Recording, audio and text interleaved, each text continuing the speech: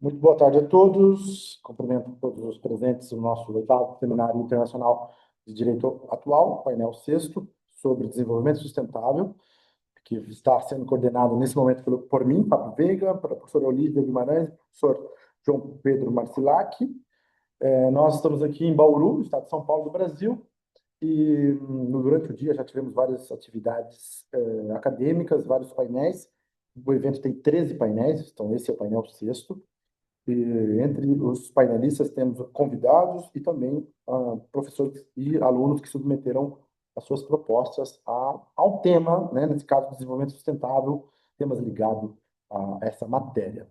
E também temos a nossa convidada, a professora Amina, que está conosco online, não pode estar presente, e eu já queria cumprimentá-la antes de passarmos aqui. Vou passar para a professora Olivia fazer a apresentação da doutora Mina, mas dizer que há pouco tempo atrás nós estivemos juntos lá na Itália, em Parma e também em Padova, e nessa ocasião ela também foi palestrante lá. Então, passo aqui a palavra à professora é, Olivia, que vai fazer a apresentação da professora Mina. Boa tarde a todos. É uma honra e uma satisfação enorme estar aqui no oitavo Seminário Internacional de Direito Atual da Iberojur. Estamos no painel 6, Desenvolvimento Sustentável, e agora nós temos a palestra da professora doutora Amina Guerra. Ela é professora doutora de Direito Internacional, membro da área científica de Direito Internacional do Iberojur. A palestra dela tem o tema A Regulamentação do Agronegócio no Direito Internacional. Olá, muito boa tarde a todos que estão no Brasil, boa noite aos que estão em outro fuso horário. Quero agradecer ao professor Fábio pelo convite para falar nesse evento em Bauru. Acho que é a primeira vez que eu falo em Bauru, então estou muito contente com essa oportunidade. Obrigada, professor Fábio. Cumprimentar aí os colegas também, agradecer pela apresentação. Meu tempo de fala é 10 minutos. É isso mesmo, certo? Só para confirmar com vocês. Até 15 minutos, como você é convidada, professora Mina, tem até 15 minutos. Ok. Bom, então, eu sugeri de conversarmos nesse painel sobre sustentabilidade a respeito do tema da regulamentação do agronegócio. Bom, o agronegócio, ele é um tema bastante diversificado, né? Na verdade, quando a gente fala agronegócio, a gente está falando de uma série de operações que são englobadas dentro desta terminologia. Basicamente, é como se a gente estivesse falando agricultura, mas o que a agricultura representava há 150 anos atrás. Então, assim, os processos, os procedimentos, a maneira de armazenar, de processar, de distribuir produtos agrícolas mudou muito ao longo dos anos, a ponto da gente meio que utilizar essa nova terminologia, né, agronegócio, ao invés aqui de agricultura.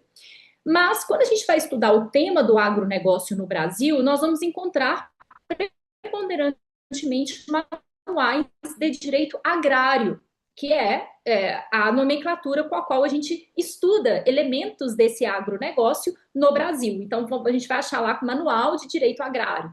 Já no direito internacional, a gente costuma encontrar livros sobre o tema de agriculture law, que é esse direito da agricultura, ou mesmo comércio agrícola internacional. Então, só para os alunos, né, que estiverem nos ouvindo entenderem como que a gente visualiza e como que a gente localiza a matéria, a gente estaria falando de um direito agrário que estuda uma série de relações contratuais, comerciais no Brasil, e a gente estaria falando no direito internacional de um comércio agrícola internacional. Pois bem, é, quando eu falo de regulamentação do agronegócio, eu vou puxar para o meu tema de doutorado, né, que já se concluiu há alguns anos atrás, mas tem sido a minha pesquisa ainda, que é a questão da soft law. Quando a gente fala da regulamentação de uma área no direito, normalmente no direito internacional, qual que é a primeira coisa que nós vamos identificar? Vai ser um tratado internacional, certo? Não tem como eu me referir à regulamentação de um certo nicho se eu não trouxer um tratado internacional para a gente falar desse tratado. O que eu sempre demonstro nas minhas pesquisas é que a soft law ela está intimamente ligada à hard law. Então, nós temos tratados internacionais no âmbito desse agronegócio, no âmbito desse comércio agrícola internacional. Por exemplo, dentro da OMC, da Organização Mundial do Comércio, nós temos uma série de tratados. O Tratado de Normas Fitossanitárias, em inglês a sigla é SPS. Então, por exemplo, a gente tem esse tratado que ele é muito importante no âmbito do agronegócio, porque ele vai tratar de normas de comércio fitossanitárias. Porém, quando a gente lê esse tratado, nós vemos que ele se refere a um importante instrumento de soft law. No caso, o Codex Alimentários. E é esse o primeiro instrumento de soft law que é fundamental quando a gente fala de regulamentação do agronegócio no direito internacional. Não tem como a gente estudar a regulamentação do agronegócio no direito internacional sem levar em consideração esse instrumento de soft law, o Codex Alimentários. E o que eu quero demonstrar para vocês e em que medida esses instrumentos de soft law eles estão completamente conectados com instrumentos de hard law. Então, o primeiro exemplo eu acabei de dar, que é esse tratado internacional, esse SPS, ele fala que os estados devem observar o Códex Alimentários, ou seja, nós temos uma norma de hard law que está dizendo que uma determinada norma de soft law deve ser observada. Para aqueles que não são tão familiarizados com o direito internacional, comumente as normas de soft law, elas são definidas como normas não vinculantes. Apesar de eu desconstruir isso no meu doutorado, aqui para a gente fazer essa conversa rápida, basta que a gente compreenda essa dinâmica que eu estou querendo explicar, que é normas de soft law são não vinculantes. Porém, nós temos normas vinculantes dentro desse direito internacional que chamam a atenção para normas. Nós temos normas vinculantes que chamam a atenção para normas não vinculantes.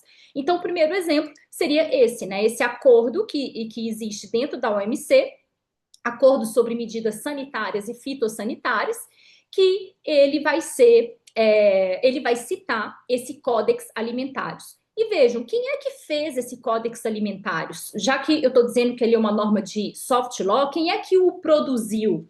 E essa é uma outra particularidade muito interessante da regulamentação por via de soft law do agronegócio.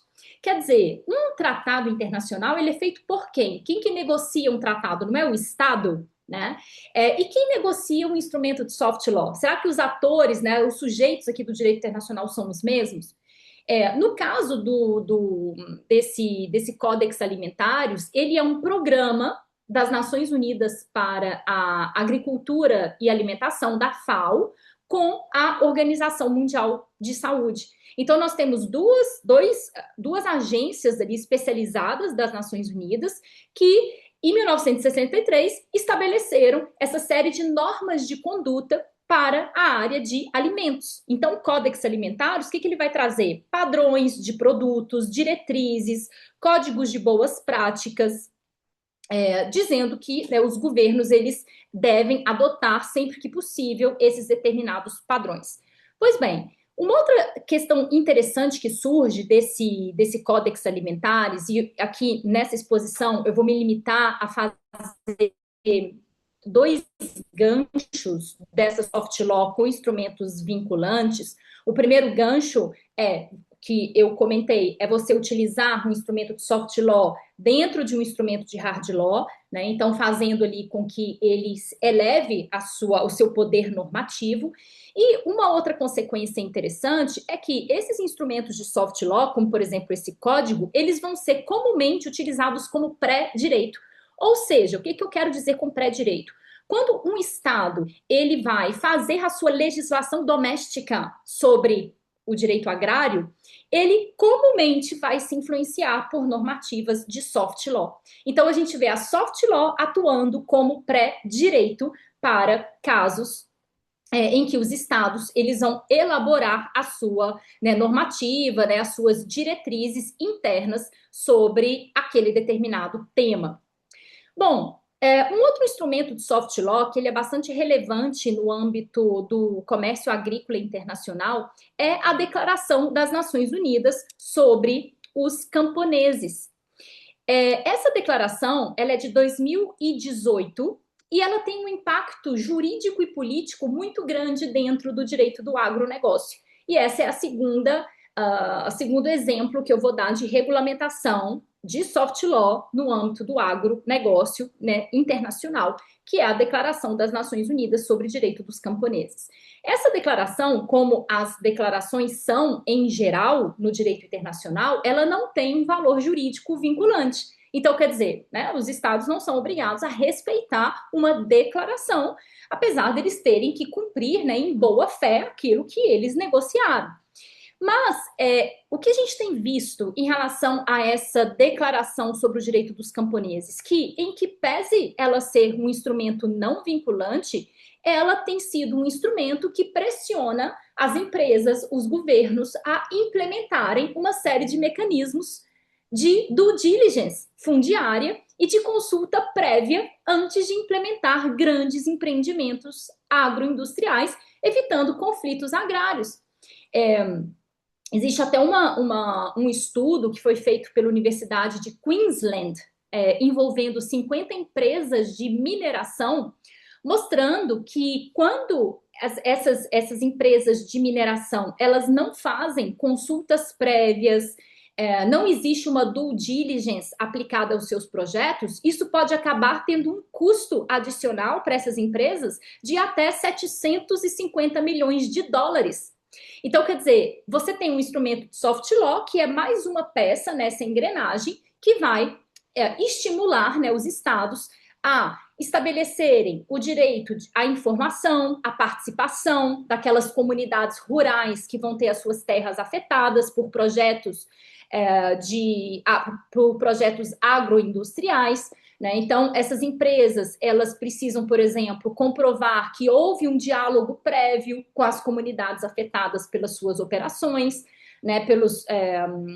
Houve um diálogo prévio com aqueles produtores de soja, né? Aqueles produtores de bioenergia. Então, essa declaração, ainda que seja um instrumento de soft law, ela acaba estabelecendo esses direitos a condições dignas de trabalho, influenciando essa compliance trabalhista rural, né, influenciando as certificações de ESG, os deveres de due diligence em todas essas cadeias produtivas. E aí nós observamos que os instrumentos de soft law, eles acabam tendo esse impacto no sistema normativo como um todo. Eles vão meio que atuando de forma circular, porque essa declaração, ela é feita pelas Nações Unidas, mas ela pode acabar impactando nas diretrizes internas dos estados, né, nas normativas internas dos estados, assim como, por exemplo, esse Códex Alimentar. Bom, nós temos uma série de outros instrumentos, né, de soft law que impactam essa regulamentação, como, por exemplo, as chamadas avaliações de impacto ambiental. É interessante que a primeira avaliação de impacto ambiental que o Brasil fez na sua história, não existia nem mesmo uma lei doméstica que regulamentasse as avaliações de impacto ambiental. Foi feito por pressão, né, do Banco Mundial, quando o Banco Mundial ele tinha que investir dinheiro num projeto de uma hidroelétrica brasileira. Então, quer dizer, nós já tínhamos ali a previsão desses estudos de impacto ambiental a nível de soft law internacional, e mesmo que não houvesse ainda uma regulamentação doméstica que obrigasse os estados a fazer uma avaliação de impacto ambiental, nós vemos que a primeira que o Brasil fez foi em ausência de uma legislação doméstica sobre o tema, mas grandemente influenciado pela soft law internacional. Bom, vou concluindo, né, essa minha fala, trazendo também um outro tipo de instrumento de soft law que impacta grandemente a regulamentação do agronegócio no direito internacional, que são as resoluções da Assembleia Geral das Nações Unidas. Então, vejam, eu trouxe um código de conduta, que é o Codex Alimentários, eu trouxe uma declaração e estou falando agora de uma resolução da Assembleia Geral das Nações Unidas. Todos esses três instrumentos são instrumentos de soft law que impactam a regulamentação do agronegócio no direito internacional. Então, dentre as resoluções das Nações Unidas, cito duas, né? A gente teve, por exemplo, em 2020, uma resolução chamada de Agriculture, Development, Food Security and Nutrition, que é uma resolução que afirma que o setor agrícola ele é um setor fundamental e chave para o desenvolvimento dos países e para a necessidade de se manter uma agricultura sustentável. Né? Então, quer dizer, vocês podem perguntar, tá, mas para que serve uma resolução, né? Já que ela não é vinculante, não seria meio que chover no molhado, né? Quer dizer, não é evidente que o setor agrícola ele é fundamental para o desenvolvimento dos países? É evidente, mas o óbvio precisa ser dito, né, gente? E aí tem uma outra função importante da soft law, que dentro da minha tese de doutorado eu explico isso, que é de retroalimentar um sistema normativo vinculante. E as resoluções da Assembleia Geral das Nações Unidas cumprem esse papel. Então, comentei dessa de 2020, e nós temos uma também interessante de 2013, que é a denominada de Agriculture Development and Food Security, que vai trazer que o sistema de comércio internacional ele deve ser baseado em regras abrangentes, abertas, não discriminatórias e equitativas, e que se o comércio internacional ele tiver regras deste tipo, isso contribui para o desenvolvimento agrícola, em especial em países em desenvolvimento. Bom, então, nessa minha breve exposição, eu queria chamar a atenção para vocês, né, dessa regulamentação do agronegócio no direito internacional, mas trazendo um aspecto menos evidente, que é a regulamentação por via de soft law e como que essa soft law ela impacta esses instrumentos de hard law. Eu agradeço pelo tempo, pela oportunidade, e desejo a todos uma excelente continuação aí do evento. Obrigada, professor Fábio.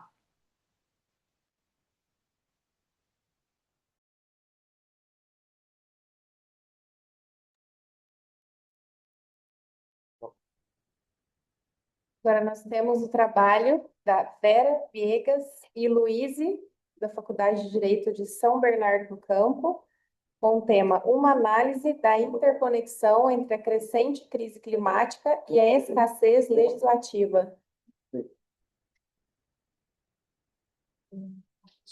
Vamos perguntar se ela está aí. Não está, não está. Só para confirmar, né? Luiz. A Luísa não está no online, né? Tudo bem. Não tem problema. A doutora Vera Lúcia vai falar aqui presencialmente. Boa tarde a todos. Esse painel de sustentabilidade é um painel que congrega trabalhos importantes de temática recente, e o trabalho que eu e a minha orientante estamos desenvolvendo, ela está desenvolvendo sobre a minha orientação, envolve o tema dos migrantes ambientais. Então, aquelas pessoas que são obrigadas a se deslocar por algum motivo ambiental. Será que existe regulamentação internacional para isso? Será que nós temos alguma convenção que regulamente essa questão? Será que o direito nacional público tem algum instituto para proteger essa categoria de pessoas? E a resposta é mais ou menos. Alguns afirmam que existe uma grande lacuna jurídica, porque nós não temos uma convenção para migrantes ambientais, mas a gente está fazendo uma ginástica aqui interpretativa, encontrando alguma coisa, tanto no direito pátrio quanto no direito internacional, para mostrar que essas pessoas não estão 100% desprotegidas. E quando a gente fala em impactos ambientais, é importante a gente começar por dados. Então, de 2008 a 2022, são 21 milhões de deslocados ambientais por ano, 32 milhões no ano de 2022 e um crescimento constante do fenômeno. E isso acontece, inclusive, dentro do nosso país. Existe um número de deslocados internos, mais de 700 mil deslocamentos em 2022.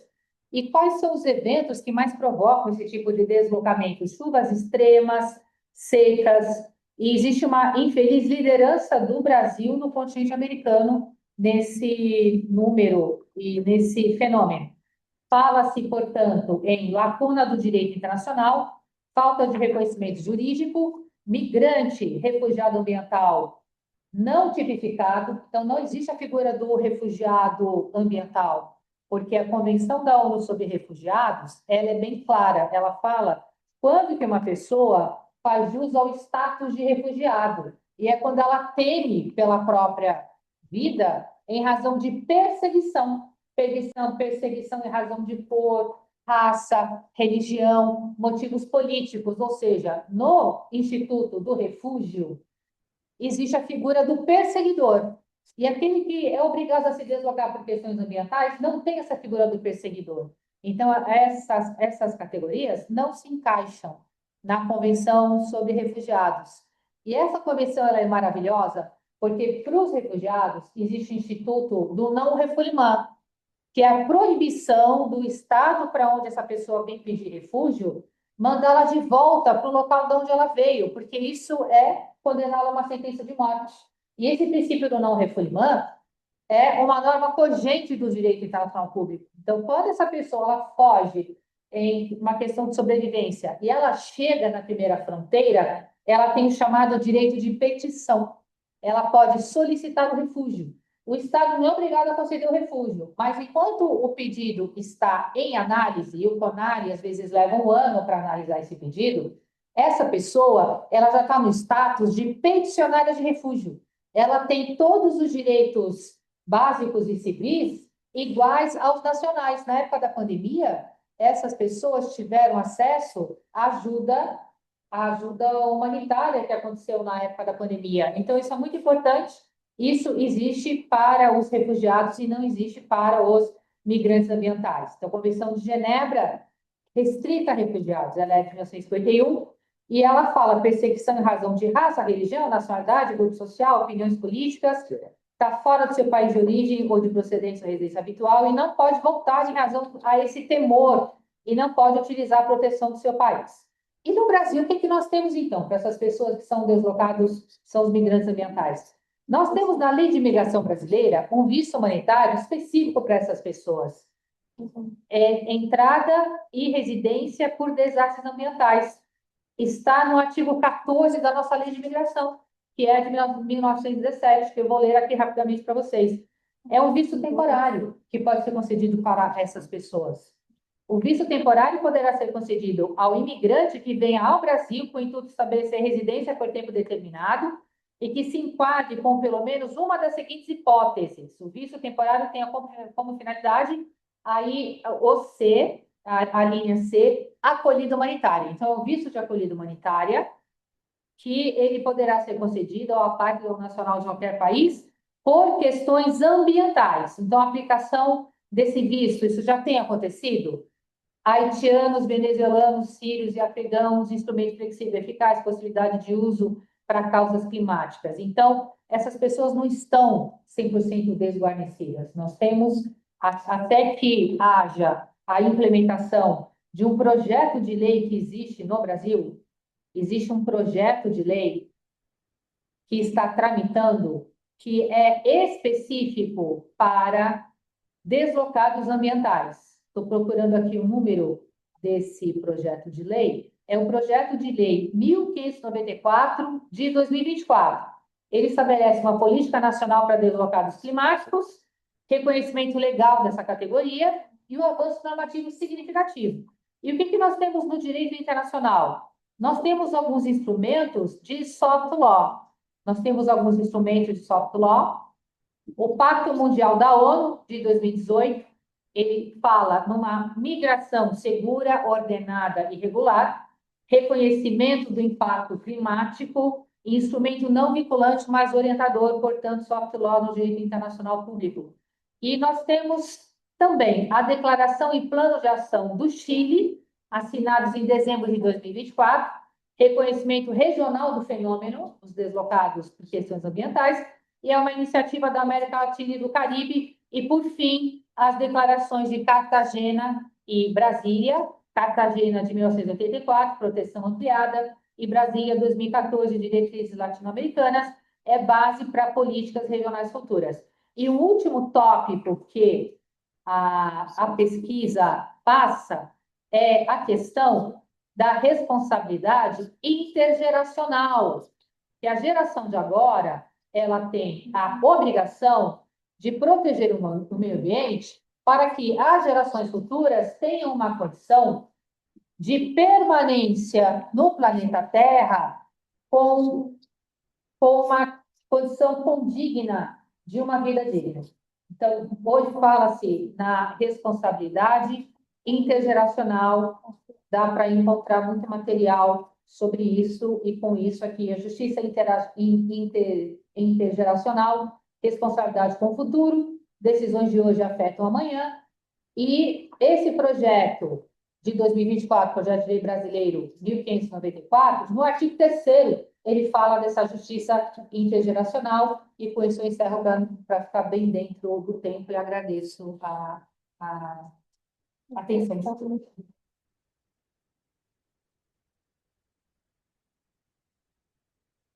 A gente vai passar para as perguntas, querem fazer um bloco, dois blocos, eu deixo para o final. Deixa para o final, acho. Tudo. Uhum. Então, próxima pessoa que vai se apresentar é a Aline Damasceno Dias, aqui da Faculdade de Paulo, cujo tema é a importância da reabilitação de edifícios abandonados em centros urbanos. Boa tarde. Boa tarde a todos. Sou aluna então aqui da faculdade. Não estou no curso de Direito, estou no curso de Arquitetura. Estou no meu último ano, sou meu ano de DFG, estou lançando aqui. Meu DFG é muito parecido com o tema que eu estou abordando no artigo. Também vou trabalhar nessa parte de revitalização, patrimônio, né, que é algo que, contextualizando um pouco, trazendo até para o nosso convívio aqui da cidade. Bauru tem uma precariedade muito grande, um centro urbano aqui dos nossos patrimônios, né, que estão em desuso atualmente. Então, eu não tenho um uso para ele está ali realmente abandonado no lugar do sistema, porque não existe cuidado que deveria ter, ainda mais por serem edifícios tombados, tá, pelo CODEPAC, que é o órgão que administra os patrimônios da cidade. Então, essa construção de edifícios históricos no centro urbano, ela representa um desafio muito grande, não só para a cidade, mas para todas as cidades. Temos aí Rio de Janeiro, São Paulo, né? Não só cidades pequenas, cidades grandes também têm problema ainda de uma forma maior, que a gente pode dizer. Então, são imóveis que são históricos, representam a cultura, né, do local, uma história contada de como foi o crescimento da cidade, ainda mais por estar no centro, né? Então, pode-se observar também grande parte dessas construções se encontra desocupada, sem manutenção adequada, o que favorece a deteriorização, tá, desses edifícios, e contribui para o processo de degradação urbana, né, perda de vitalidade, redução do fluxo de pessoas nos centros urbanos também, né? Então, a ausência de ocupação ativa não compromete apenas o patrimônio em si, né, não só o edifício, mas também, né, a dinâmica social e econômica aí dessas áreas. Então, dentro desse cenário, o problema que eu quis abordar realmente é que nós podemos resolver duas questões de uma forma só, né? Então, eu tenho pessoas que estão aí nesse estado de habitação, então eu tenho um crescimento muito grande da população, essa população ela vai se expandindo cada vez mais externamente, então eu tenho ali também um crescimento urbano, então que eu posso aproveitar para resolver duas formas, né? Então, deixar essas pessoas, né, proporcionar uma habitação dentro desses centros urbanos, nesses edifícios, né, nesse patrimônio. Então, posso também aí melhorar essa parte do fluxo de pessoas no centro das cidades, aumentando esse fluxo de pessoas. O centro ele é o ponto vital de toda a cidade. Então, falando de uma forma, né, de um aspecto arquitetônico, né, nessa parte, eu tenho hospital, eu tenho escola, eu tenho farmácia, eu tenho supermercado. Então, ali o básico que a gente precisa para poder realmente levar a vida no cotidiano.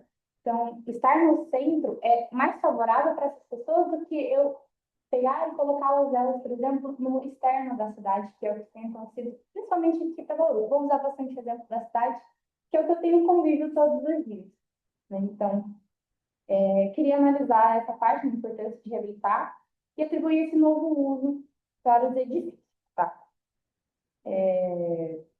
Os resultados indicam realmente que a reabilitação desses edifícios apresentam aí os múltiplos benefícios, né? Do ponto de vista social, a ocupação das áreas centrais permite à população de menor renda acesso facilitado à infraestrutura urbana, né? Urbanisticamente, a recuperação de edifícios ociosos contribui para a valorização do patrimônio, né, e redução das áreas degradadas aqui da cidade.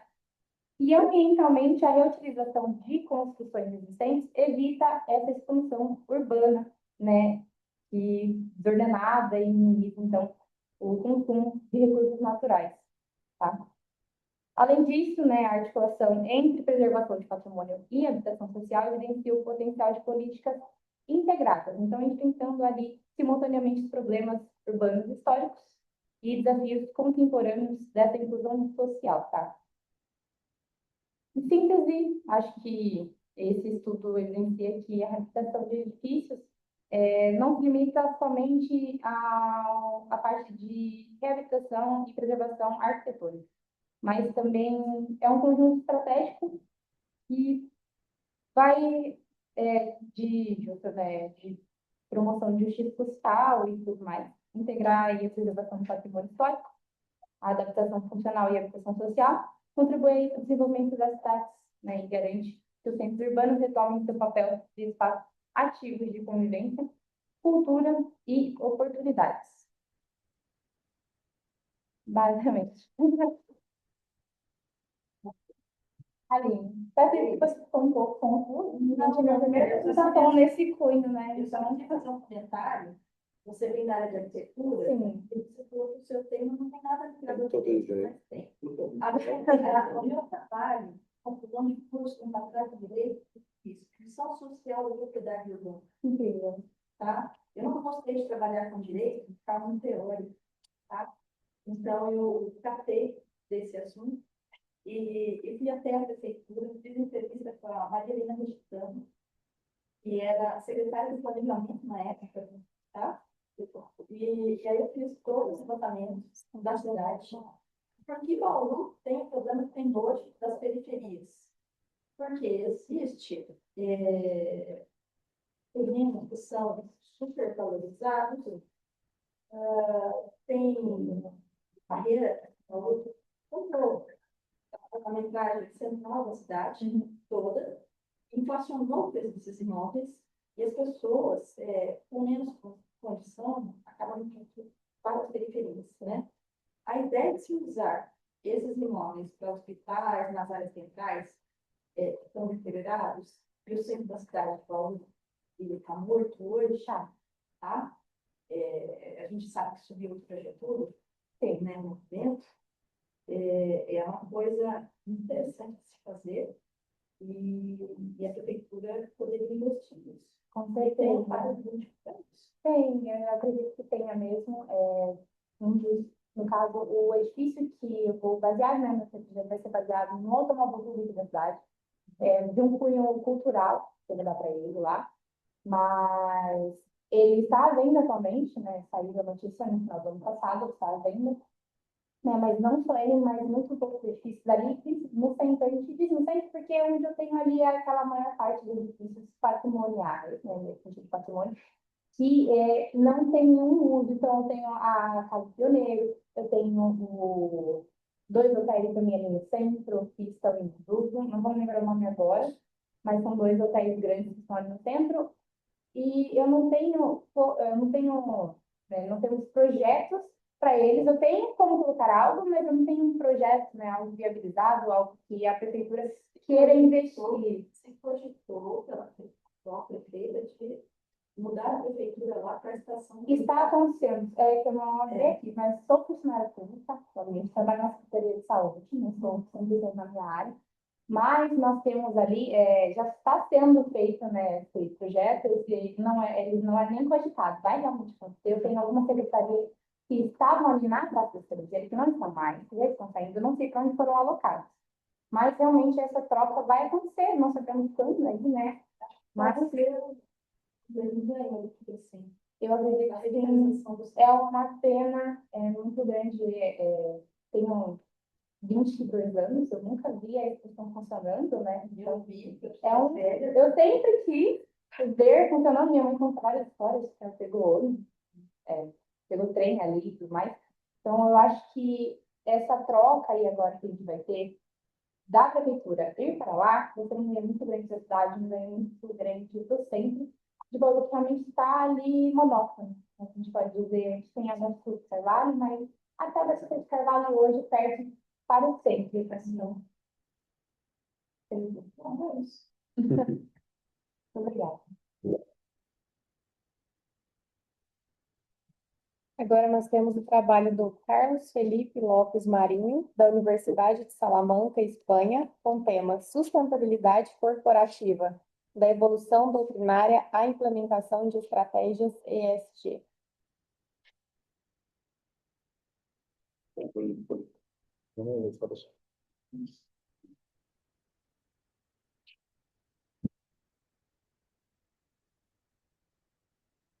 Boa tarde a todos aqui presentes. É uma grande honra estar aqui na faculdade e, né, poder apresentar a minha pesquisa, né?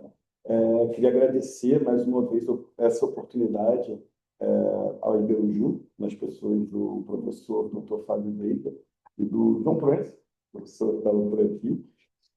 Sou muito grato pela inspiração e motivação que eles me dão na academia. Hoje, como aluno de Salamanca, doutorando, antes como mestrando no Porto, na Universidade Lusófona do Porto, também pelo Fábio. Eu aprendi muito. E eu tive também a chance, que eu acho, né, extraordinária, de ter participado desses congressos, na Itália, na Espanha, em Portugal. Eu, particularmente, também como historiador daquelas universidades antigas, era um sonho. Né? Então, bem, já estou retornando para Salamanca, né, no dia 8. Vou ficar lá os próximos 2 anos. E também vou começar aqui a falar da minha pesquisa, que é o meu artigo em elaboração agora, e também parte dessa longa tese que está por vir. Né? Bem, para começar, a gente precisa olhar como esses compromissos da ONU se tornaram estratégias de sobrevivência para as empresas. A aplicabilidade de seus fundamentos é examinada sob uma ótica de compromissos internacionais, como o Pacto Global da ONU e as conferências das partes, os COPs, né, consolidando-os como mecanismo de governança estratégica indispensáveis à mitigação de riscos e à viabilidade dos negócios a longo prazo. Né?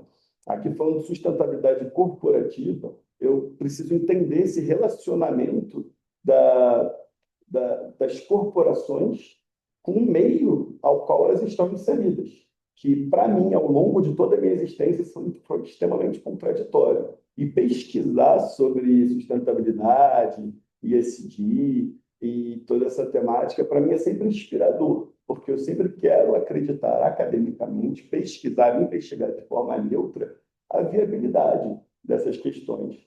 E, claro, falar em ONU hoje em dia também é muito complexo. Então, eu acho que essa pesquisa aí tem um longo caminho pela frente.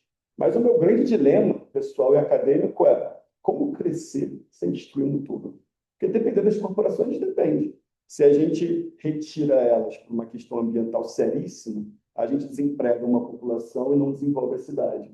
Porém, se elas vêm para cá e destroem o nosso meio, a gente morre a longo prazo. Eu peço perdão até por uma linguagem clara, mas eu acho que não adianta usar termos dos mais sofisticados para falar o que é fato. Né? Como isso pode se tornar possível? E aí vem o Pacto Global da ONU, as COPs, discutindo todas essas possibilidades. Então, a minha questão na contextualização histórica já foi muito melhor realizada mais cedo pelo professor Fábio, e eu trouxe um pouquinho dela também, né? Vou passar mais rápido, mas, sim, pela década de 70 e 80, até por uma preocupação ecológica, né? Ainda não se falava muito na questão social e tudo isso, que começou essa preocupação. O discurso acerca da sustentabilidade se evidencia junto ao relatório da Comissão Europeia sobre responsabilidade social corporativa, ao vincular a sustentabilidade ao desenvolvimento sustentável. Bem, o desenvolvimento sustentável requer uma participação expressiva por parte das corporações. Alcançou uma ampla notoriedade com a Comissão Mundial sobre o Meio Ambiente e Desenvolvimento, vinculada à ONU. Divulgou o relatório de Brundtland, onde se afirmava que o desenvolvimento seria capaz de suprir as necessidades atuais, sem comprometer os recursos para gerações futuras. A ONU intensificou sua atuação no campo ambiental. Eventos significativos, como a Conferência de Estocolmo, a Convenção de Genebra, do Rio de Janeiro, foram marcos que culminaram na criação da Convenção Quadro das Nações Unidas sobre Mudança do Clima. Desde então, as COPs passaram a ser realizadas periodicamente, consolidando a governança climática global e integrando as questões ambientais às agendas ESG das empresas. O Pacto Global visa mobilizar empresas para adotar princípios que considerem as responsabilidades sociais e ambientais corporativas, exigindo o relato regular de progresso, o que fortalece a transparência e a responsabilidade do setor privado. As empresas, também impulsionadas pelos movimentos de mercado e pela evidência de que a agenda ambiental resulta em melhores retornos financeiros, implementam ações voltadas para a conservação do meio ambiente, uso responsável de recursos, preservação da biodiversidade, redução de emissão de gases de efeito estufa. E um exemplo que a gente tem é a Unilever. Em 2010, estabeleceu um objetivo de duplicar o tamanho de seus negócios por meio de desempenho dissociado de impactos ambientais negativos. Bem, diante do agravamento dos efeitos das mudanças climáticas, governos, empresas e investidores vêm adotando metas de mitigação das emissões de carbono. E a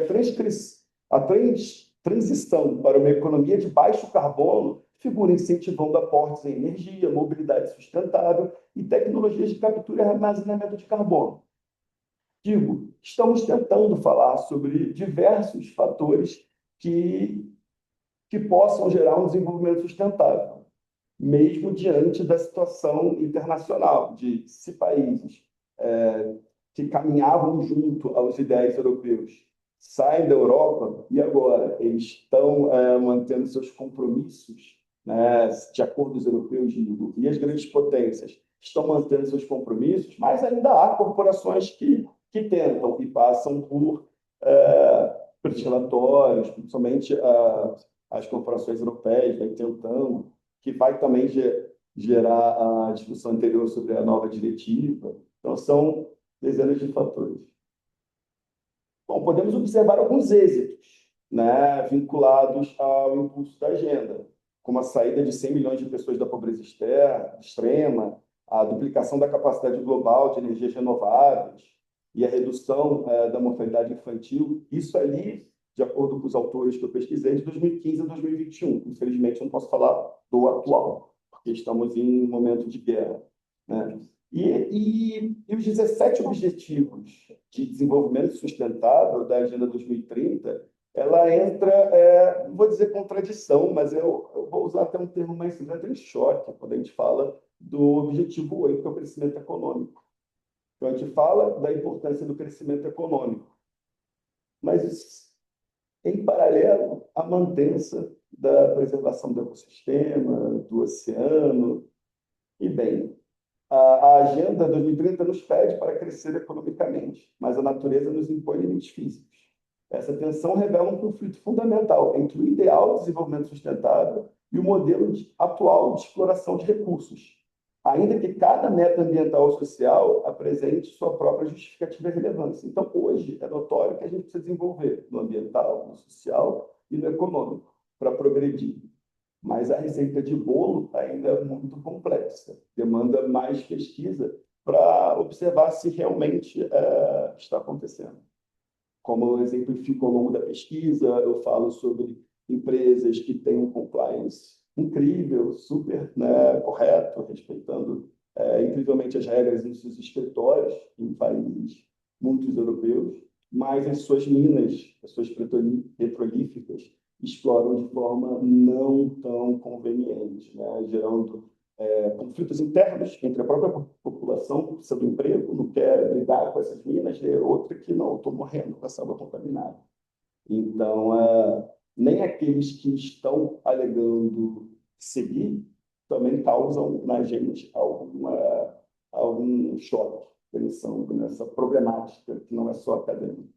Tá? Então, assim, no decorrer da minha pesquisa, o ISD é importantíssimo, apesar de eu gostar de ser bem sério quanto a ele, né? Eu gosto de exemplificar teórico, exemplificar para transformá-lo numa iniciativa mais real, né? Bem, mas a gestão de resíduos, a biodiversidade, emissões atmosféricas consolidaram não apenas como instrumento de redução de custos, mas reputacional, né, para que cada corporação tenha o seu próprio escritório de ESG e observe tanto as legislações quanto as questões ambientais da área onde elas estão localizadas, dentre outras questões. Tá? Importante também observar que os centros urbanos respondem por cerca de 70% das emissões globais. Né? Como lidar com isso? Como eu adorei também a palestra mês anterior, que falava sobre a gente ainda não consegue lidar com a própria população, a que exclui o gueto, aquilo. Mas, ao mesmo tempo que a gente tem que se preocupar ainda com uma questão que a gente herdou de séculos, que a gente não consegue resolver, que é com o nosso próprio povo morando na rua, a gente também já tem que lidar com tecnologia, blockchain, edifícios construídos sustentáveis, reuso da água. A gente não tem mais tempo para consertar o passado e observar o futuro. Tem que ser tudo junto. O Brasil tem que se estudar para desenvolver rápido e temas variados. Bem, a água, o concreto, a água utilizada na questão do concreto é muito séria. O concreto ainda é a substância mais utilizada do planeta. Estima-se que o concreto seja responsável por 4 a 8% das emissões globais de gás carbônico, além das emissões de gás carbônico associadas à sua fabricação. O concreto consome 1/10 de água industrial mundial. Ele realmente é tão importante ainda na nossa construção, só que a gente não tem outros meios mais sustentáveis. Os signatários do Acordo de Paris sobre Mudanças Climáticas concordaram que emissões anuais de carbono das indústrias de cimento deveriam ser reduzidas pelo menos 16% até 2030. O problema seria que as matérias-primas do concreto são praticamente limitadas e são bem mais fáceis, a um custo bem mais baixo. Como substituir? Você encarece a vida da população. Mas se a nossa questão aqui é a falta de capital para vender todo mundo ou capital descentralizado. Bem, eu acho que a grande vantagem, o gosto pelo acadêmico é exatamente entender as problemáticas, pesquisar sobre a problemática do seu tema. Solução é complicadíssima. Eu prefiro desenvolver mais a problemática, trazer opções, né? Enxergar modelos que deram certo em outros países, modelos que dão certo aqui, mas aí é uma longa jornada. E eu acho que o meu artigo vai ser interessante agora para dar uma introdução, né? Falar sobre essas possibilidades, né? Já é uma pesquisa, mas é apenas um passo do doutorado que eu estou falando. E segunda-feira tem que entregar o projeto. Não, vou entregar o projeto. Com certeza. Eu tinha combinado de fazer as perguntas para o final, mas eu estou me coçando aqui. Pode fazer pergunta, pode ter tempo. Eu queria, tanto do trabalho da Aline quanto do Carlos, teve umas coisas no filme que me pegaram. Não terminou. Não terminou. Temos mais 3 trabalhos. Não sei, sabe, ponto de vista do direito até. Tu enfatizou que a gente precisa, inclusive tu fez um recorte assim, a gente precisa se desenvolver mais, mas a gente também precisa se desenvolver com sustentabilidade, porque os recursos são escassos, sabe? Eu me questiono, será que a gente precisa se desenvolver mais? Porque, assim, a gente está dobrando a quantidade de informações e conhecimento a cada 2 anos, e imagino que agora com a IA vai encurtar um pouquinho. O que eu vou fazer com essa informação toda se a gente acabar com o planeta, sabe? A gente vai se desenvolver para onde? Para quê?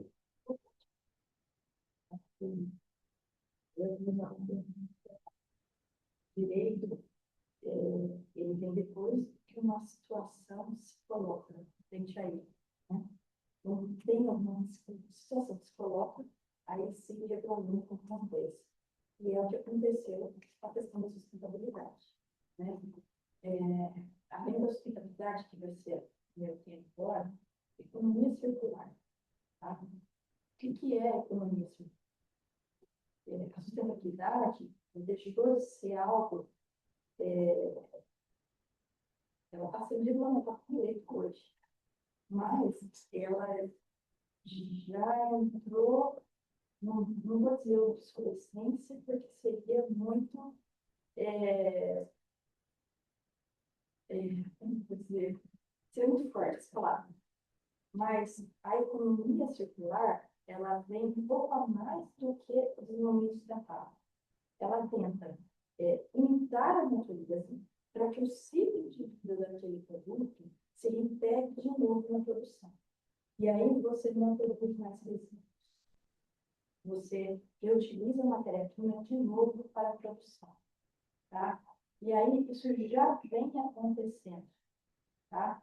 E se as empresas conseguirem chegar no nível de conseguir adaptar a economia circular, eu acho que nós teríamos ganhos e nós conseguiríamos equilibrar o desenvolvimento sustentável, que o direito preza e prega, preservando o meio ambiente para as futuras gerações.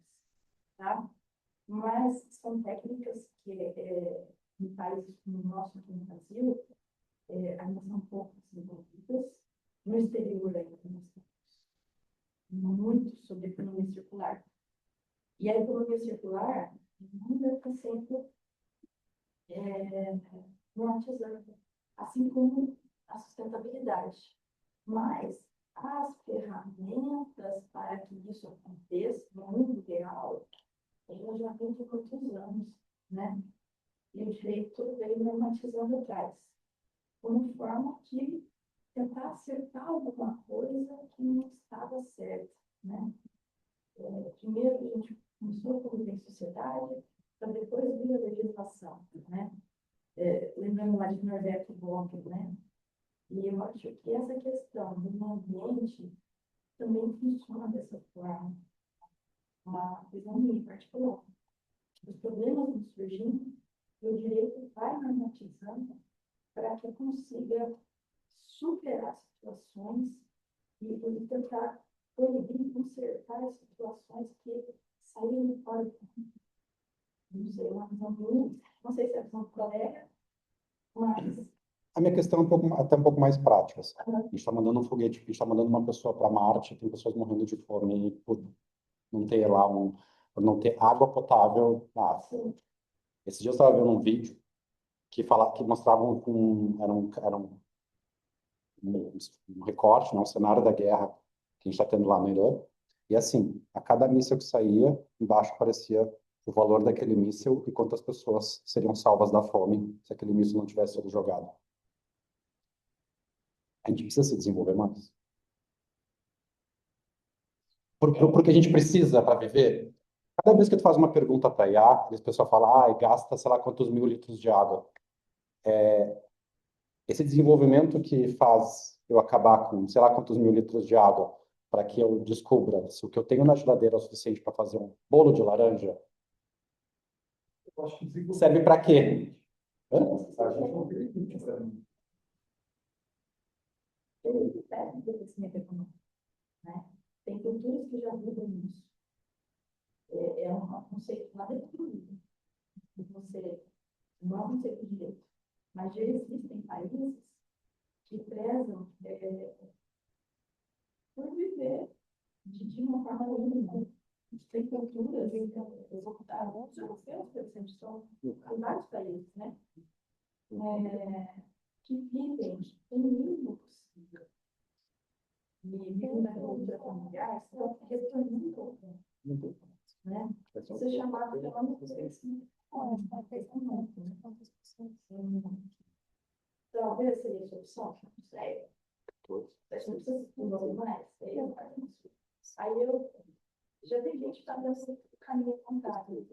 Mas eu não vejo que outros perguntas que a gente não colocou em prática. Que a gente já tem tecnologia, mas a gente não encontrou um caminho para usar essa tecnologia na nossa cultura, a favor da nossa própria cultura. Então, são vários elementos a se desenvolver. Adaptar. Bom, essa tecnologia vai ser boa para o nosso ambiente, mas para promovê-la. Então, aonde a gente poderia atacar em pesquisa para trazer algo que se adapte à nossa cultura? A gente também não tem como apagar o nosso passado, então, tem questões a serem resolvidas.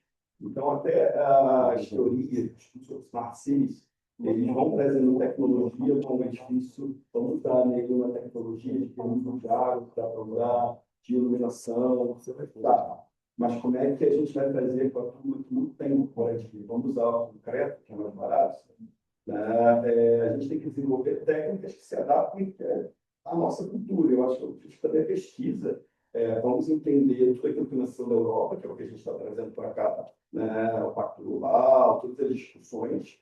Vamos entender o reflexo até dessas corporações aqui, se elas estão botando em prática. Lá está muito bonito. A nova diretiva vai ser interessante nesse sentido. Mas aqui, será que elas cumprem aquilo que elas prometem lá?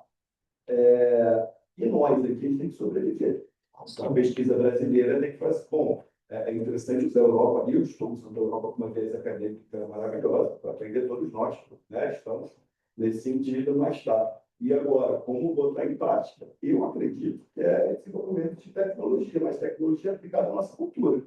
E botar os nossos pesquisadores para ir atrás de todas as áreas, uma questão interdisciplinar. Acho que não desenvolvendo o suficiente. Desenvolvendo o suficiente conforme os interesses daqueles que estavam desenvolvendo, que talvez não sejam a nossa cultura. Não, para o direito eu concordo contigo que, como tu falou antes, que desenvolvimento, que é desenvolvimento, o desenvolvimento de certa forma, até é limitado, porque o direito não proíbe que a gente desenvolva cada vez mais. Mas saindo do direito para o mundo dos fatos, os nossos recursos são limitados. Então, tem um limite para o desenvolvimento, sim. Porque um dia um dia a gente pode um dia a gente pode se desenvolver tanto que o planeta vai acabar. A gente tem uma viés. Por isso que tem que colocar esse freio, né? Que é o que a Europa está tentando fazer. Exato. E hoje eu estava comentando. A Europa, bem intencionada, criou várias normativas a partir de 2019 para cumprir o acordo, o Green Deal. Só que quando foi aprovado no parlamento, os países, os mais industrializados, foram contra, fizeram um óbvio. E pelo fato de fazer o lobby, o que aconteceu? As normas estão todas sendo modificadas, flexibilizadas, que eles chamam de simplificação, porque a Europa, se mantivesse essas normas conforme foram aprovadas, as empresas europeias, no caso, porque é aí que é o crescimento também das empresas, né? As empresas seriam menos competitivas com os Estados Unidos e com a China, ao ponto de a Europa correr um grande risco, né? Eu sempre defendi a ideia de que a sustentabilidade na economia de empresas é melhor você ter uma sustentabilidade a longo prazo do que uma a curto prazo. Se você pegar, por exemplo, os acionistas, eles compram ações a curto prazo e querem vender rapidamente, pensando, ó, vou comprar hoje, para daqui 3, 4, 5 meses, um ano, vender, e essas ações valem mais porque a empresa está dando lucro. Então, é uma coisa de curto prazo. Eles não pensam, eu vou esperar daqui 20 anos, a empresa ela vai ser consolidada, uma empresa de confiança. Quanto mais confiança tem, mais ela tem permanência no mercado, né? Agora, esses que são os acionistas que só querem comprar a curto prazo, o que eles fazem? Não importa se vamos desmatar, para mim não interessa, porque esse ano nós vamos faturar muito. O ano que vem, se a opinião do consumidor mudar, eu já não estou mais aqui. Eu comprei as ações, ganhei meu dinheiro e fui embora, né? Eu não tive esse relatório de sustentabilidade enorme. Mas para as grandes empresas, que tem uma legislação também obrigatória, como lá tem, né? Mas entenda uma coisa, assim, fazendo essa provocação, eu sei que é muito pedante, até chato ficar falando sobre isso, mas assim, e aqui eu falo do lado do teu, tu conhece o orientador dele no doutorado? Quem? Tu? Eu sou orientador dele. Sim. Então, Já fui no mestrado e agora no doutorado. então vou... Não, fica à vontade. Vou falar isso do lado do teu orientador, daí depois acho que vale a pena tu sentar para conversar, porque tu está começando doutorado lá em Salamanca, é que está começando doutorado em Direito. Toma muito cuidado para o teu problema pro teu problema de pesquisa ser um problema de pesquisa jurídico. Jurídico. Eu sempre falo aos alunos também isso. Né? Porque... O dele vai ser jurídico. Para não escorregar nessa questão. Não vai, né? Mas como ele está no doutorado dele, é doutorado de direito privado, dele mesmo é privado, né? Nós vamos encontrar um problema de ordem societária, sim, que é um problema que eu também estudo, que tem a ver com as decisões das empresas. Quando uma empresa toma uma decisão, essa decisão é para ganhar ou para perder, né? A grande pergunta. Os empresários em conselhos de administração de grandes empresas, fazem lá as reuniões, os acionistas fazem reuniões na Assembleia, votam, mas no final das contas essa decisão dos acionistas não é definitiva, vai para o conselho. O conselho depois acata aquela decisão com base na norma ou não, porque existem decisões dos acionistas que não são legais. Vamos lá, por exemplo, investir em coisas que não são autorizadas, né? O papel do conselho é fazer o filtro, ok, nós podemos fazer isso ou não fazer. Então, no final, antes da decisão final, claro, que ainda está no começo da pesquisa dele, né? Tomar cuidado se essas decisões são ou não são decisões pautadas na legalidade. E a legalidade vem através de alguns conceitos da devida diligência, do dever de cuidado, do dever de lealdade, que é um dever que nós temos dentro do direito de sociedade. Se a lealdade é com os sócios, ou a lealdade é com a comunidade, ou é com a própria sociedade empresarial, que é uma personalidade jurídica, né? Tudo isso vai enfrentar, né? E hoje discute isso na normativa diretiva europeia. Sim. Mas isso aí, por exemplo, agora está na fase de projeto, né? Na Espanha, você faz o projeto para você continuar a sua pesquisa, senão você é reprovado. Lá, o projeto é no primeiro ano, então ele está no primeiro ano. Agora, em abril, ele começou, por exemplo, em outubro do ano passado, né? Agora, em abril, faz o projeto, daí eles vão avaliar em maio, em junho e dão a resposta. Se ele for aprovado no projeto, a partir daí, continua a pesquisa. Pode mudar, pode tudo.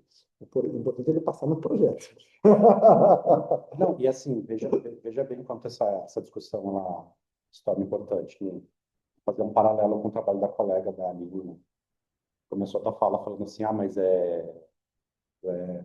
fazendo esse disclaimer de que não era do direito, e aí tratou dos temas da questão da reabilitação dos edifícios e tudo mais, blá, blá. E assim, não tem problema nenhum que não seja do direito, até porque dentro do direito essa questão está resolvida. A questão é política. Sim. Que assim, se tu pegar a lei, que nem Júlia, né? Fernanda mencionou, não, que tem questão de dar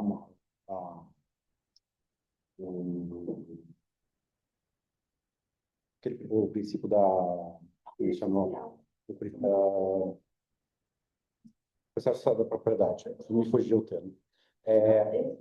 A lei está na Constituição, nós temos lei, nós temos todo como fazer para botar isso em prática, e ninguém mexe nisso, porque tem uma questão de especulação imobiliária, porque tem uma questão que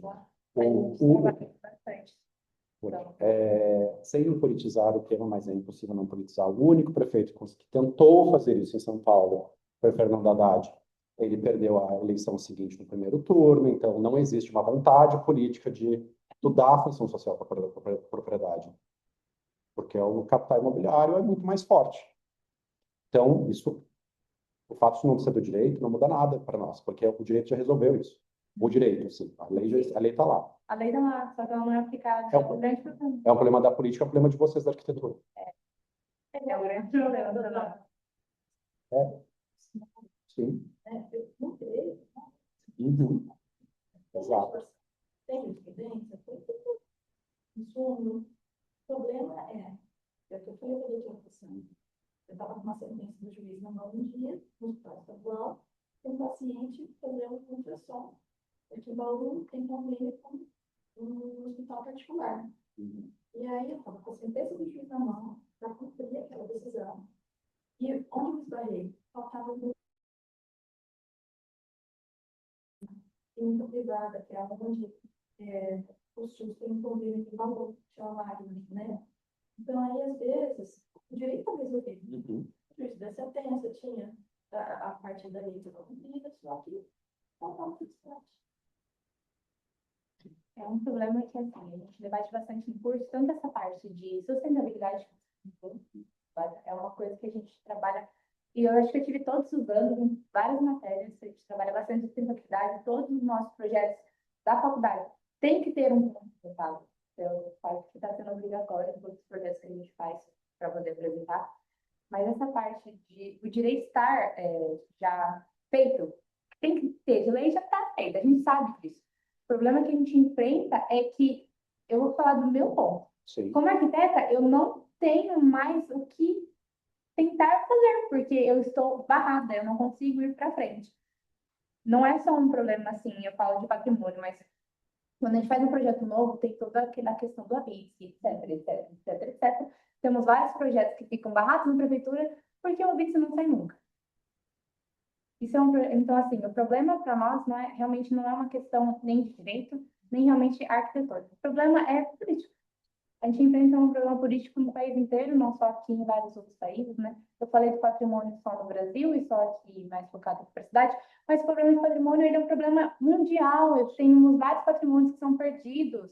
Não sei se vocês sabem, mas Paris, por exemplo, ela teve o plano diretor dela refeito, né? Então, eu tive vários monumentos, tive vários patrimônios que poderiam ter sido preservados, mas nesse plano diretor que foi feito, né, após essa primeira reforma lá de Paris, vários deles foram demolidos, né? Então foram para baixo para poder abrir rua, para poder abrir avenida, avenidas maiores, né, mais largas, para fazer todo aquele plano. Se a gente olha por cima, parece que tem todo um plano direcionado, né? Então é uma parte mais arquitetônica nessa parte, mas na parte de política a gente acaba perdendo, né? Então acho que isso é uma parte mais triste para nós.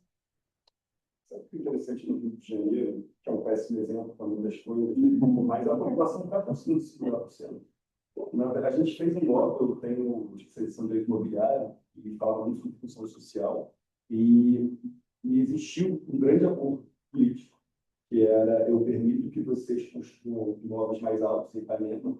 Os imóveis de Ipanema, com a Copacabana, sempre foram muito antigos, né? Não existe interesse realmente em melhorar, sofisticá-los, as pessoas queriam ainda daquele jeito. E agora você está vendo todos em Ipanema. Em contrapartida, você vai ter que construir um centro. Então, eles fizeram construções imobiliárias no centro, com condomínios que na Zona Sul custariam 1 milhão por apartamento, no centro custaram 200 mil. Então, trouxeram uma população para o centro, hoje tem 7 mil habitantes no centro, que era erro, era perigoso, não poderia chegar a ficar estagnado. Então, dentro de todos os exemplos negativos, teve um interessante. E hoje, as pessoas estão se mudando para o centro. Exatamente porque você tem todos os acessos, né? Tem carro, tem metrô, também. Então, tem uma coisa aí que foi interessante, alguma política dada. É que, na verdade, antigamente, o centro realmente era onde eu tinha as habitações. As pessoas moravam no centro e depois elas foram para fora. Né? Então, mas trazer as pessoas pessoas mais ricas ficavam no centro, agora depois foram para fora, e agora elas estão querendo voltar para o centro. A questão que eu estou até debatendo também, que eu vou tentar abordar no meu projeto, é por que as pessoas querem vir para o centro agora, não? O que está No caso de acontecendo? São Paulo, isso aconteceu, mas por uma questão de concentração de emprego. Não sei qual que é a demanda de Bauru, mas lá em São Paulo, a maioria dos empregos estavam no centro e era muito mais barato para estimular edifícios altos com apartamentos de 10 metros quadrados para encher gente lá, do que construir mais metrô. É muito caro. Sim. Eu tenho as indústrias no bairro totalmente localizado externamente, e aí no centro realmente mais comércio. Existe interesse da população daqui. E para o centro, não. Não. Porque o centro realmente. Sociais, mais barato. Não, na verdade não é mais barato. Se for para o centro, você paga mais caro. Tem que ser a política. Ah, sim. Tem que pegar aquele prédio residencial, transformar em residencial. Alguns prédios, por exemplo, tem um prédio na Batista de Carvalho, que ele é um prédio tombado, e hoje lá funciona, eu acho que é uma drogaria. Eu não lembro qual formato que é, mas é uma drogaria. É a Drogazil, não é? Eles não puderam mexer na fachada, tem a fachada tombada, e eles não puderam mexer, então eles mantiveram a fachada a partir de dentro do Vila Nova. Isso é algo que poderia tranquilamente ser feito. Sim. Né? Respeitando a quantidade de tombamento, né, em grande parte dos edifícios, eles são tombados. Acredito que a maior parte são a fachada e alguns aspectos na parte interna, mas nada que vai interferir no uso dele para algum outro âmbito. Bom, a gente vai ter que prosseguir. Deixa eu fazer uma Por coisa.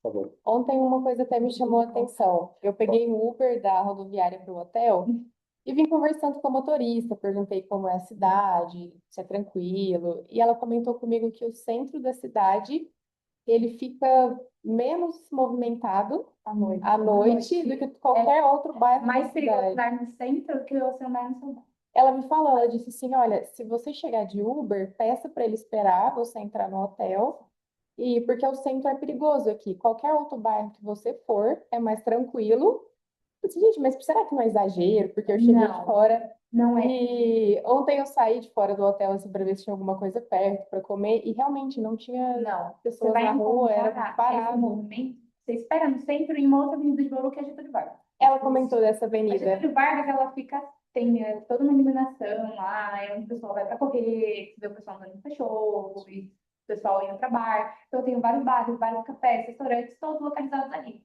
Né? Então, era algo que poderia ter, não tem tranquilo, não tem espaço. Mas não é o que acontece. Eu achei curioso, eu achei que era um pouco de muito exagero, mas eu diferente, saí não é na exagero. rua e vi que realmente é real. Infelizmente, também é herdeiro. Queria agradecer a provocação, e a provocação acadêmica, porque eu nunca percebi nenhum tipo de desenvolvimento. Só para não demandar mais tempo, também agradecer pela explicação. Eu acho que eu tentei chegar nesse caminho, mas a explicação que você deu foi bem clara, que era onde eu queria chegar, mas ainda preciso aí de uma justificativa melhor. E a questão da legalidade, sim, porque é um artigo, a legalidade, a questão da doutrina, da jurisprudência, a questão do direito. Eu pensei em um artigo para falar sobre isso, sustentabilidade corporativa, mas eu acabo lembrando da leitura acadêmica, mas o artigo vai ser nesse ponto. Mas sim, eu faço para diretiva, eu faço questão jurídica. E eu também preciso de mudar. Então, agradeço a provocação, isso é interessantíssimo para mim. Bom, agora eu quero críticas também, porque é um tema que eu pretendo estudar, tá? Então, eu quero todas as críticas aqui.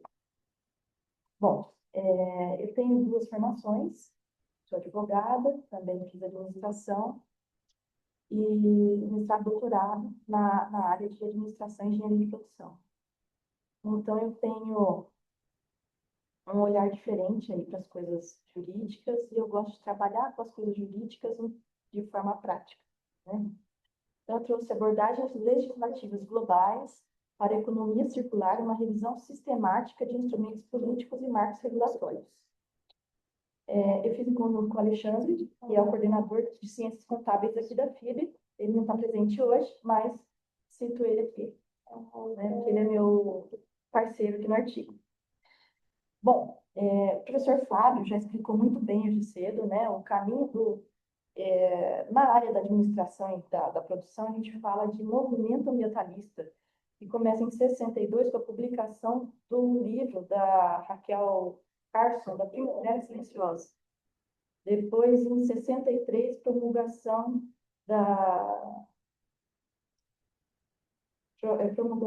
das leis sobre o ar mais limpo dos Estados Unidos. Depois aconteceu um derrame de óleo em Cuyahoga, em 1969, 70, foi promulgada a criação do EPA, na Associação de Proteção Ambiental nos Estados Unidos, Conferência das Nações Unidas de 72, 73, promulgação de ações para espécies de pesticidas, 78, desastre ambiental nos Estados Unidos novamente, acidente nuclear em 79, em 96, desastre nuclear em Chernobyl. 87, nós tivemos a Comissão Mundial sobre Meio Ambiente e Desenvolvimento, que é o relatório de Brundtland. 87, olha, desde quando a gente vem falando de desenvolvimento sustentável? Por isso eu não achei a palavra correta, mas desenvolvimento sustentável, ele já é muito falado, mas não foi resolvido ainda, né? 89, derrame de óleo em Exxon Valdez, nos Estados Unidos. Em 92, Conferência das Nações Unidas no Rio, 1992. Em 2012, Conferência das Nações Unidas, Rio mais 20. Em 2015, Cúpula das Nações Unidas para o Desenvolvimento Sustentável. Em 2016, o Acordo de Paris. Depois, o Green Deal também, que o Fábio comentou, né? Esse foi todo o caminho aí da travessia e do conceito de desenvolvimento sustentável. E a tripartição, que a gente chama de triple bottom line, veio do Elkington, que é um administrador. Ele criou o conceito do tripé da sustentabilidade, de ser dividido entre econômico, social e sustentável. Bom, então nós temos aí agravamentos de problemas ambientais, por isso que surgiu a questão do desenvolvimento sustentável. Nós buscamos sempre modelos mais eficientes que conciliem o crescimento econômico com a proteção ambiental, tá? E a norma jurídica, nós, aplicadores do direito, a norma vem sempre para as empresas, eu vou cumprir uma questão ambiental se eu tiver uma regra.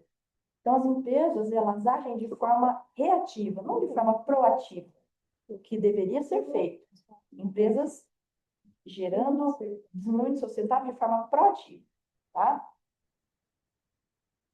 Bom, então, dentro desse cenário todo, eu propus uma questão de pesquisa. Quais instrumentos legislativos têm sido utilizados internacionalmente para apoiar a implementação da economia circular?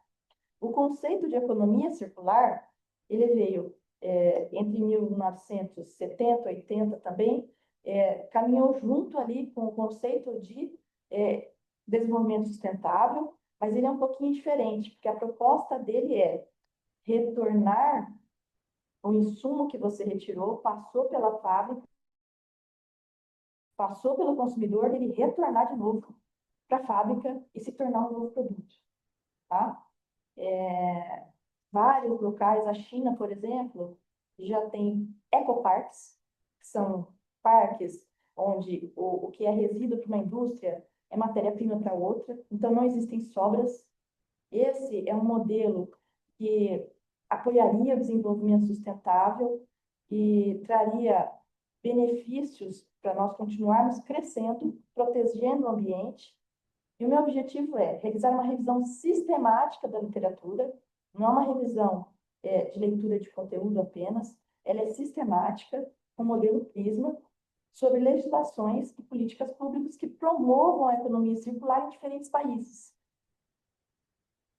Bom, o que seria essa revisão sistemática com metodologia Prisma? Eu fui na base de dados Scopus, tá? E joguei as palavras-chave Circular Economy and Public Policy or Environmental Law. E encontrei 149 artigos. Fiz um filtro, tá? Coloquei lá na minha base de dados artigos de revista escritos em inglês nos últimos 10 anos das áreas de ciências sociais, jurídicas e multidisciplinares de negócios. Fiz uma triagem desses documentos, tá? Fiz a leitura de resumos, títulos e resumos, e verifiquei quais artigos realmente falavam de legislações que impulsionavam a economia circular. E cheguei a 74 artigos. Esses 74 artigos são a minha amostra que eu fiz a revisão sistemática. E aí, a revisão sistemática, ela é palpante. Eu vou conseguir colocar questões, número de citações desses artigos, em quais países foram escritos, a rede de coautoria desses artigos, como é feita a colaboração para a escrita desses artigos, e com um software chamado VozViewer a gente consegue mapear tudo isso. E os meus resultados parciais são parciais, porque ainda tem outros diplomas legais, tá? Não são só esses que eu coloquei aqui. Esses foram os mais citados, mas para utilização eu coloquei diplomas legais e políticas públicas. Eu mapeei nessa minha amostra, tá? E para utilização de princípio de química verde, no Canadá, eu tenho o Conselho Nacional de Desperdício Zero, a triagem de 23 mil produtos químicos com tecnologias verdes, uma política pública para isso. Na China, eu tenho o 11º Plano Quinquenal de Redução Energética e Política Química Sustentável, implantado desde 99. Na Alemanha, eu tenho o Plano de Eficiência Energética de 2011 e de baixo carbono até 2050, que segue as diretrizes da União Europeia. No Japão, eu tenho a política energética também até 2030, que começou a ser feita desde 2015. Eu tenho a utilização do princípio de química verde também na Coreia do Sul, Suécia, Taiwan e Reino Unido. Na Coreia do Sul, eu tenho uma lei que faz o registro desses produtos químicos. Na Suécia, eu tenho um banco de substâncias restritas, que não podem ser usadas. Em Taiwan, eu tenho o registro também dessas substâncias químicas. No Reino Unido, é uma política pública de investimento com economia estimada em 23 bilhões. No Brasil e na Argentina, nós ainda temos reciclagem manual. E o foco nosso da economia circular é em cima dos catadores. Tá? Sustentabilidade e legislação na Colômbia, eu tenho a CRA 720 de 2015, o COMPES 3874, o decreto 1784 de 2017, que traz a responsabilidade do produtor, que é a famosa responsabilidade estendida na cadeia de suprimentos. Na Finlândia, eu tenho um decreto sobre a construção civil, 598 de 2006, sobre a construção em madeira. Tá? Parques industriais na China, em 2012, eu tenho o 12º Plano Quinquenal instituído. Para a transição energética, eu tenho no Brasil biomassa e políticas nacionais ambientais. Eu tenho Política Nacional de Resíduos Sólidos e eu tenho normativas já para biomassa aqui no Brasil. Políticas energéticas na Alemanha, na França, um projeto de Biodecol 2, e na União Europeia, eu tenho a diretiva aí 53 de 2000, que fala da economia circular e da responsabilidade do produtor. Nos Estados Unidos, eles têm uma regulamentação um pouco descentralizada. A Califórnia é um dos estados com legislação mais avançada sobre esse tema. Tem leis de baixo carbono de 2012 e 15 no México. O projeto Mini Waste 2010 a 12 na União Europeia. Tributação ambiental, taxa de lixo, no Reino Unido, nos Estados Unidos, na Áustria e na França. E tenho aí a diretiva, o Manifesto de Davos e a diretiva de resíduos na União Europeia, que está prevista para ser aprovada agora em 2026, no segundo semestre, sobre economia circular. E o Brasil, nós temos o projeto de lei 5.662 de 2025 sobre política nacional de economia circular. Tá? Então, todas essas normativas, elas apoiam a economia circular e, como contribuições, normalmente a gente fecha os artigos na área da administração com contribuições teóricas, gerenciais e sociais. Esse meu artigo ele tem a pretensão de trazer contribuições teóricas no âmbito jurídico, né? Fazendo aí um framework de toda essa legislação que apoia a economia circular, até chegar nesse projeto de lei do Brasil e essa diretiva da União Europeia, que ainda vai ser aprovada. Gerenciais, porque as empresas vão precisar observar essas diretrizes e o Brasil, cujas empresas precisam exportar para a União Europeia, também vão precisar observar essas diretrizes. E no âmbito social, a economia circular traz benefícios para a população de baixa renda aqui no Brasil, traz benefícios de empregabilidade, de qualidade de ar, do ar, bom, enfim. Né? E pesquisas futuras, a gente sempre costuma colocar isso. E aí, é uma vontade minha fazer um estudo comparativo entre esse projeto de lei aqui do Brasil, de economia circular, com essa diretriz, que também será aprovada aí na Europa, né? Se as empresas deixarem, professor, Sim. tá? Vai ser fácil deixar. Se o lobby permitir. Mas né? o que foi importante... comparativo entre essas duas normas para balizar o que elas têm de congruentes e o que falta ao Brasil alcançar para alcançar o mesmo nível da União Europeia e para que nossas empresas tenham aí mercado para atuar, possibilidades de exportação, né? Esse é o foco do meu artigo. Espero que vocês critiquem e me coloquem aqui a parte que precisa ser melhorado ou não, e se as colocações estão corretas ou não. Bom, enfim, agradeço, né, a atenção de todos. Eu acho que é o último trabalho aqui da mesa. Tem mais Tem mais online. tem mais online, tá. Eu sei que já estamos aí no final de está todo mundo cansado, então eu agradeço. Teve um que fala que é presencial, que é o da Júlia. Não, por aí que eu tô pensando, não. Scantimburgo. A Júlia Galho, Isso. ela não tem, eu acho. Ah, beleza. Então, Online também. tem acho que é a Clara que está no. Online temos agora a Tatiana Cardoso, a Clara Moura e Rafaela Ramos. Então, online é a Clara, da Universidade Federal do Rio Grande do Sul. O tema, o dano ao projeto de vida, entre o seu reconhecimento e a aplicação de medidas reparatórias autônomas em caso de danos socioambientais e climáticos.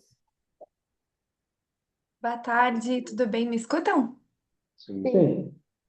Eu não sei se fica bom, eu fiz slides para apresentar, mas não sei se fica bom apresentar ou. Pode sim, Clara, você como está no online, é mais fácil ter que ir presencial. Você faz Tá, o seu próprio computador. tá bom, eu vou compartilhar aqui então. Só um minutinho. Acho que agora vocês conseguem ver, né?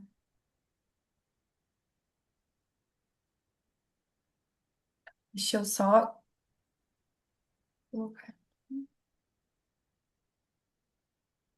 Então, queria dar boa tarde a todos. O meu nome é Clara, eu sou estudante de Direito na Universidade Federal do Rio Grande do Sul. Sou integrante do grupo de pesquisa, extensão e simulação em Direito Internacional e Direitos Humanos, o DIDH, onde a professora Tatiana Cardoso é a professora coordenadora, então ela está nos orientando nesse projeto de pesquisa e nesse resumo que depois, posteriormente, vai virar um artigo. Eu e a Rafa, nós somos estudantes ali da URGS e participantes do DIDH. A professora Tatiana daqui um pouco está entrando, então também deixo esse espaço aberto para ela, só para falar que ela é professora ali na URGS de Direito Nacional, Direito Ambiental e Direitos Humanos. O nosso artigo, ele se chama, esse projeto, né, a gente vai falar sobre o dano ao projeto de vida entre o seu reconhecimento e aplicação de medidas reparatórias autônomas em casos de danos socioambientais e climáticos. O nosso projeto, então, de pesquisa, essa nossa pesquisa, ela tenta entender sobre a divergência nas interpretações sobre o projeto de vida dentro da Corte Interamericana de Direitos Humanos e como essa divergência pode influenciar numa possível reparação integral em casos de danos socioambientais e danos climáticos. Então, a gente também busca entender como é que é visto pela Corte Interamericana de Direitos Humanos a questão do projeto de vida. Se é visto como um mero dano passível de reparação ou também se é reconhecido como um direito passível de reparação autônomo. Essa pesquisa, então, a gente utiliza uma abordagem dedutiva, uma análise descritiva, exploratória, com os casos da Corte Interamericana e também das opiniões consultivas, para identificar, então, essa evolução jurisprudencial e para entender sobre esse dano ao projeto de vida. A gente também vai fazer exame de doutrina acadêmica no que tange, né, ao tema do projeto de vida, para compreender essa evolução da tese e também analisar as opiniões consultivas que tratam sobre o tema climático e o tema socioambiental. Primeiramente, a gente então esboçou como se fosse uma linha do tempo, mas não necessariamente nessa ordem, sobre como a Corte Interamericana trata sobre o tema do projeto de vida e os casos que ela apresenta. Então, a gente começa falando do caso Loayza Tamayo versus Peru, que foi o primeiro projeto, primeiro caso em que teve o tema do projeto de vida dentro da Corte Interamericana lá em 1998. E segue até o caso Silva Reis versus Nicarágua, de 2025, o caso Comunidades Quilombolas de Alcântara versus Brasil, em 2024, E a gente deixa no ladinho ali da nossa linha do tempo, as OCs, porque a gente então busca analisar se elas podem entrar dentro dessa análise do projeto de vida ou não. Nós temos a OC 2317, que é sobre o meio ambiente, de 2017, e a opinião consultiva 3225, do ano de 2025, sobre o tema, do clima. E então, com essa primeira análise de quais casos em que a corte trata sobre o tema do projeto de vida, a gente primeiro identificou então os dois primeiros casos, que são os casos, vamos dizer assim, ícones, no que diz respeito ao projeto de vida dentro da corte, que é o caso Loyasa Tamayo versus Peru, de 98, e o caso Cantoral Benavides versus Peru, de 2001. O caso Loyasa Tamayo, então, foi onde esse caso que surgiu a tese do projeto de vida. Então, tem essa autonomia conceitual no que tange ao projeto de vida. Esse caso, ele trata de uma prisão arbitrária sobre tortura e um julgamento irregular da senhora Maria Helena Loyasa Tamayo. Ela era uma professora universitária. E nesse caso, o tribunal ele afirma de que os direitos, né, e esse direito contempla essa questão do projeto de vida, contempla uma realização integral de uma pessoa afetada, que afeta as suas expectativas. Então, não é só o que foi perdido, né? Essas violações não se referem só ao que foi perdido, mas também ao que foi interrompido. Então, caso essas limitações, como por exemplo essa detenção arbitrária, como a tortura, elas impõem a essa pessoa a uma mudança no curso e na modificação de seus planos e projetos de vida, também então se tem uma violação a esses direitos humanos. Contudo, esse caso, muito embora a corte tenha admitido essa tese do projeto de vida, o dano não foi objeto de indenização por parte da corte. E isso depois muda no caso Cantoral Benavides versus Peru em 2001, que também se trata sobre uma prisão arbitrária e falta de garantias judiciais para um estudante, para o Luiz Alberto Cantoral Benavides, e que ele foi preso de maneira arbitrária. E aqui sim, a corte reconheceu a responsabilização estatal, então a corte reconheceu que o Peru violou os direitos humanos do senhor Benavides e afirmou que essas violações impediram ele de realizar a sua vocação e as suas inspirações, principalmente no que tange né, as suas inspirações acadêmicas e profissionais, e, portanto, repara o senhor Benavides com uma bolsa de estudos no ensino superior. A partir disso, então, a gente começa a observar que mais recentemente, ali a partir de 2023, 2024, uma parcela minoritária do colegiado da Corte Interamericana de Direitos Humanos começa a construir uma nova interpretação jurídica sobre o projeto de vida. Juízes como o McGregor e o Manrique, mais recentemente o juiz Rodrigo Modrovic, né, atual presidente da Corte Interamericana de Direitos Humanos, eles começam a expressar em seus votos apartados uma existência de um direito autônomo ao projeto de vida protegido pela própria Convenção Americana. Então, eles divergem do entendimento da Corte do projeto de vida como apenas uma afetação indenizável, mas sim tendo essa relevância maior nos casos de discriminação, de vulnerabilidade, né? Esses casos que a gente vê como em comunidades quilombolas. Então eles passam a entender, né, pelo menos por enquanto é minoritária essa visão, mas a gente está buscando entender como é que eles identificam o projeto de vida não só como uma medida de reparação, dano, e posteriormente com medida de reparação, mas sim como um direito autônomo. E a partir disso, então, nessa pesquisa que ainda está em desenvolvimento, né, a gente encaminhou o resumo e agora estamos buscando realizar esse estudo para enviar o artigo posteriormente, é como que isso pode ocorrer nos casos socioambientais e climáticos. Então, será que a Corte poderia considerar esses casos como causadores desse dano do projeto de vida e se isso também pode outorgar medidas reparatórias? A gente tenta compreender e analisar se essas opiniões consultivas, se houve uma manifestação dentro delas sobre o projeto de vida e se isso pode servir como uma responsabilidade de reparação estatal, uma violação, se isso ocorre de maneira autônoma ou não.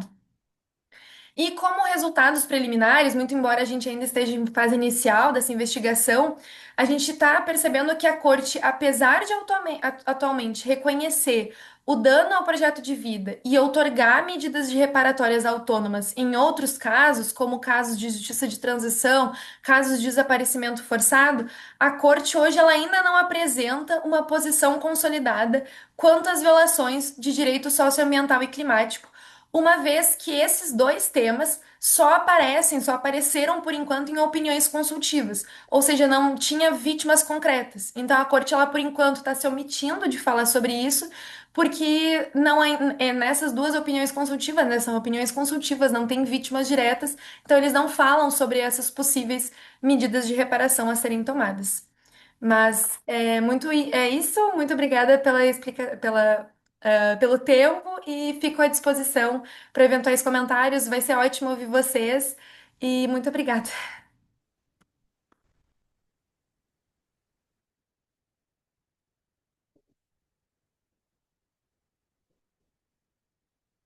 Muito bem, então, obrigado, Clara. Acho que todos já fizeram as apresentações. Tem a Júlia, que não apareceu, Júlia Gomes, mas já estamos também no nosso limite, falta 10 minutos para acabar aqui o painel.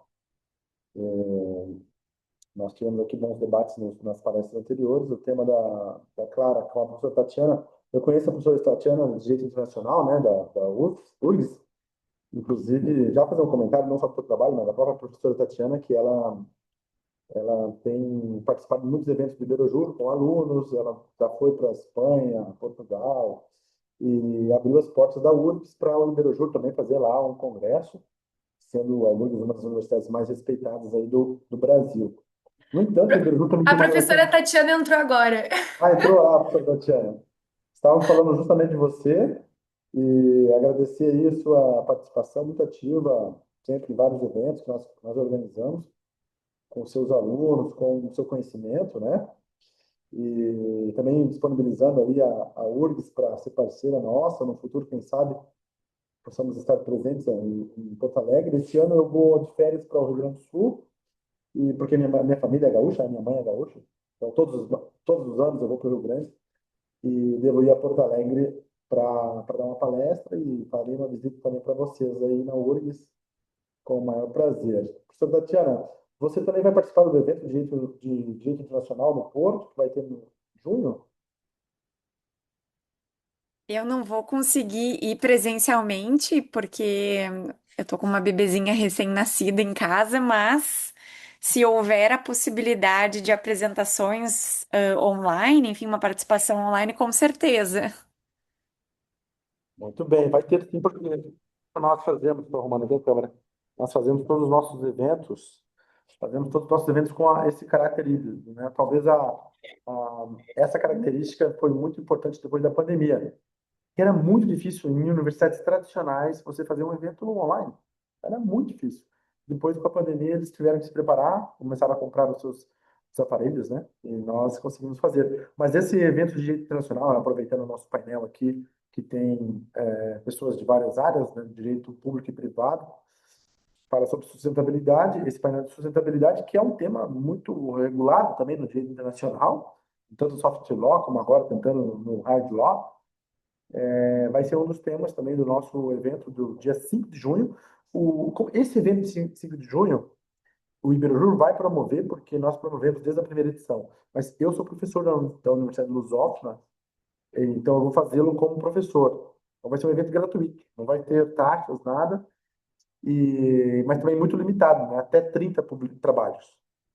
Porque, como ela é gratuita, não pode ser muito grande. A faculdade lá não tem na verdade, no mundo inteiro, assim, a questão científica não tem muito financiamento, né? Você fazer um projeto hoje com financiamento do Estado é muito difícil e às vezes o Estado ele ajuda, mas ajuda pouco, então você não consegue fazer um trabalho assim com bastante repercussão. Mas nós do Iberjur vamos nos ajudando e vamos fazendo a nossa parte, né?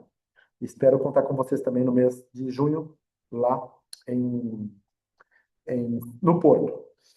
Queria, então, aproveitar esse momento e agradecer a presença de todos que estão aqui, né, na FIB de Bauru, os meus colegas de moderação, professor Olívia, o professor João Pedro é gaúcho, só para avisar aí, né? Temos um gaúcho que está emprestado para São Paulo e a professora Olivia estudou em Passo Fundo. Então, mesmo sendo mineira, olha aí, o Rio Grande do Sul atraindo aí talentos. E, bom, São Paulo também é um polo de conhecimento. Eu, quando, até disse, né? Olha que engraçado, já que temos um pouquinho de tempo, eu até disse, eu coloquei no nosso programa Bauru, São Paulo, Brasil. Daí muita gente pensou, será que Bauru é um bairro de São Paulo? Né? Da cidade de São Paulo, né? Porque é tão grande São Paulo que Bauru podia ser um bairro, né, de São Paulo. Né? Eu achei que era mais perto, aí muita gente veio, né? Mas bom, a gente vai fazendo nosso trabalho, vai divulgando, né, o interior do Brasil, o litoral, as capitais, a América Latina e a Europa tem aprendido muito. Vocês, eu estou lá há muitos anos, né, mas os portugueses, os espanhóis, os italianos aprenderam muito conosco por essa nossa capacidade de comunicação, porque nós temos uma capacidade de comunicação muito diferente dos europeus. Eles são muito mal, né, na comunicação. Os professores europeus, para ter uma ideia, os melhores catedráticos, eles leem a palestra.